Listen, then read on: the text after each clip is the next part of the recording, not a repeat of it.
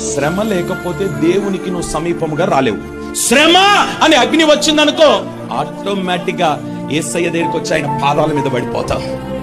శ్రమ లేనిదే సింహాసనము, శ్రమ లేనిదే మోకాళ్ళ జీవితం, శ్రమ లేనిదే ప్రార్థన జీవితం రాదు. కొన్ని నిన్ను శ్రమలో ఆయన్నే పెడతాడు. ఎందుకు పెడతాడనంటే నువ్వు కాస్త దూరంగా ఉన్నావు, ఆయనకు దగ్గర తీసుకొని రావడానికి అడ్డుగా ఏమున్నాయో వాటిని ఆయన తొలగించి నిన్ను దగ్గరికి తీసుకొచ్చుకుంటాడు. ఒంటరి వాణిగా చేసేస్తాడు.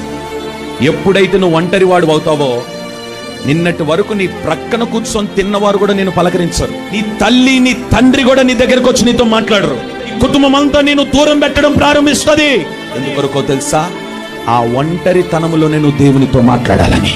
నువ్వు ఒంటరిగా ఉన్నప్పుడే నీ కుడి చేయి పట్టుకొని నీకు సహాయము చేస్తాడు. నిన్ను శ్రమ పెడుతున్నాడు అని అంటే నువ్వు సంతోషించాలి. ఎందుకో తెలుసా?